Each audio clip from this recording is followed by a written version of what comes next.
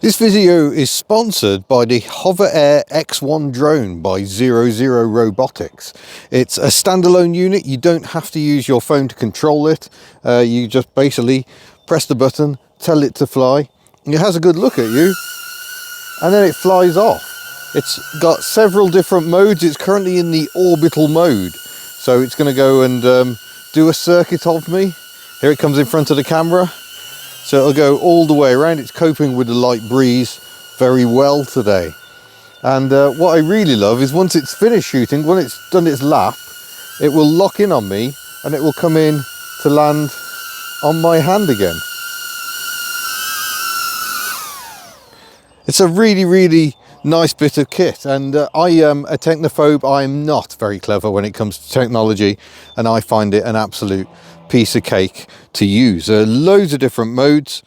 This is the fly away mode, I think. Let's give this one a go and we'll see what it does this time.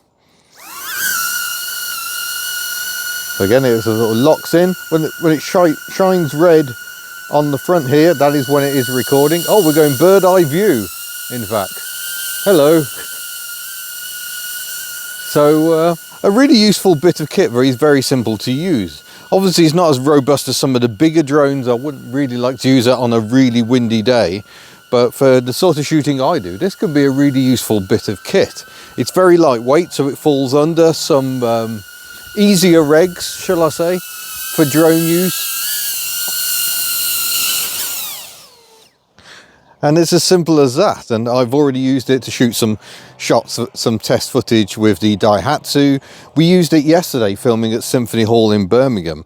It is a very useful bit of kit. There will be a link in the description below to tell you more and where you can buy it. This is the combo kit with 2 batteries and a charger, though you can just plug directly in to charge the battery as well. And then you just use the Wi-Fi built in to download your files. Brilliant. Shmy has had a busy week. She's done over 300 miles in just a handful of days. And yesterday we went all the way to Birmingham back to record something very special for Hub Notes. So 300 miles in a day, and yeah, surprisingly good. She's running beautifully. The new O2 sensor means she's running better than ever and delivering 54 mpg. That's not to be sniffed at. So that's Shmy. Betty here. On reduced use at the moment, the fuel economy is just too utterly horrific, and the suspension is getting more and more pronounced in its awfulness. We've now got a creak from somewhere on the front. Oh, nature is attacking me in the bushes.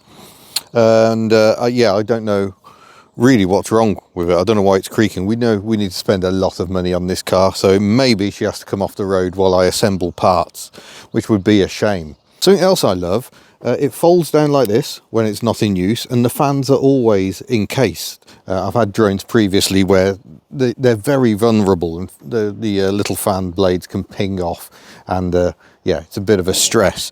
So at 125 grams, it's very light as well. It means you don't have to register it as a larger drone. The larger ones have all sorts of restrictions on use.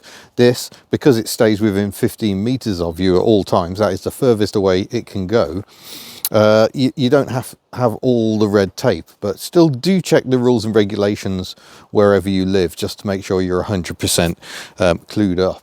But yeah, it's a really handy bit of kit. I love the size of it, and I love the freedom, just the various modes. Just let it do its thing and then download the footage later on. Another advantage is I can set it to follow me, and that really couldn't be simpler. It's recording now, so I can just walk into my unit and it works indoors as well. It's not reliant on GPS, so wherever I go, the drone will go, and it will do its best to follow me. It will try and avoid obstacles like it just has, and yeah, really very useful indeed. Come on, we're going back outside. Whoa! Right, that is quite enough playing with drones. Let's get back to the main fleet adventure, and we're going to start with Bella de Bolingo here. As you know, we're having some serious starting issues with this car. It's looking like it's probably injectors. I've been speaking to a couple of companies. I think I'm going to have to get the injectors out and send them off for some testing at the very least, see if we can eliminate them from our inquiries. They're 190,000 miles if those are the original injectors, they have had quite a life. Poor Ellie the 2CV, as well as her exhaust falling off, now one of her mirrors has too. I've actually started the job on this. I've been sent a kit of parts, which I purchased from Retro Spec Parts. Does lots of stuff, lots of little niche products for French classics, Peugeot and Renault, as well as Citroën. But I've hit a bit of a snag with this one because the dead screw, which you can see has rusted off entirely in there, is very, very stuck. So I think I'm going to have to get that drilled out. That is turning into a bit of a monster. Need to find someone with a pillar drill so we can do some accurate drilling. But yeah, I've got the new bolt to go in. I just need to be able to fit it, and then hopefully we can get the mirror back on again. It already has one of Retro Spec's trims around the edge. They replace plastic, it's kind of rubber, so it should make it quite easy to do, in theory.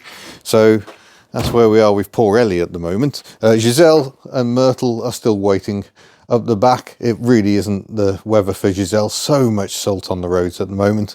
For that matter, it isn't really the time of year for Myrtle and Matisse either. Her time will come, but I don't see the point in getting her up and running again this time of year when it's really cold, really hard on engines, batteries, etc. And Took, still waiting for me to finish the Pajero Junior, which is over at Whiteland Restorations. So Took's time will come as well. Bob, we may go away in Bob again. We have no idea. This is our folding camper. And yeah, we've done far more than I think we expected camping through the winter. Actually really warm, so we'll see if we can use that again. But there you go, that is the fleet update, this time sponsored by the HoverAir X1. Thank you very much for watching, and we'll see you in a future video. Farewell. Oh, come back, Bella.